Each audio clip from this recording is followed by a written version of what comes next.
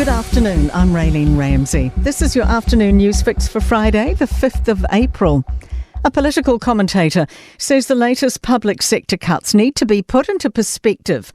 Thousands of jobs are set to go as government ministries and agencies try to follow through on a directive to find savings of 6.5%.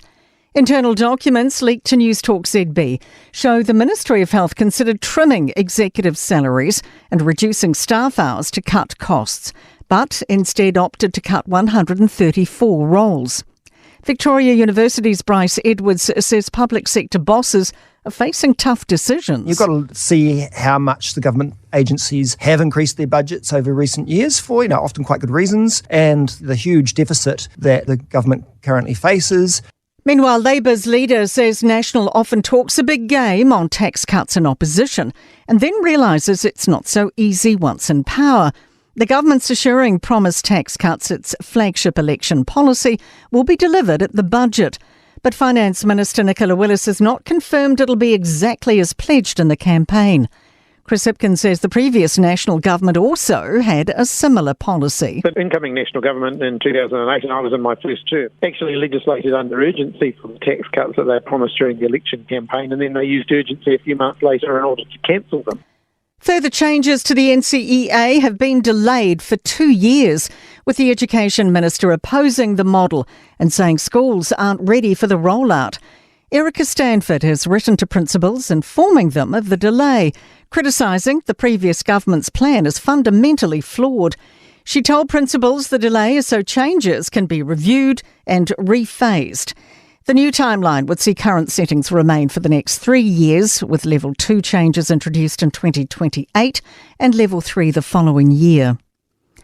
School students are standing by their decision to skip class to take part in school strike for climate events around the country.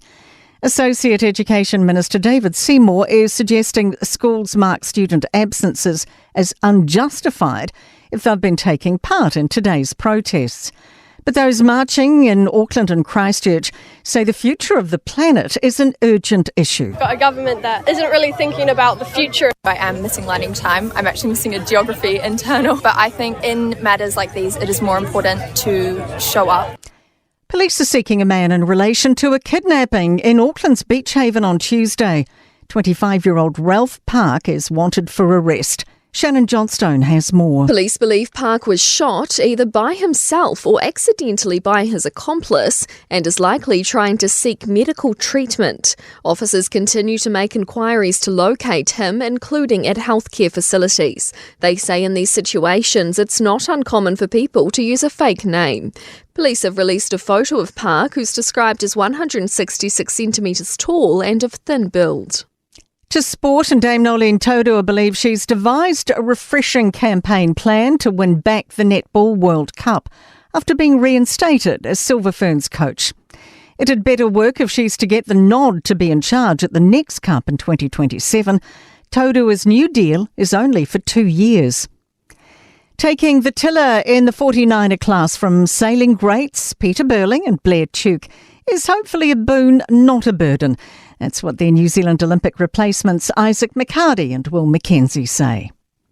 I'm Raylene Ramsey. That is your latest news fix. We'll be back with the next update tomorrow morning from the Newstalk ZB newsroom.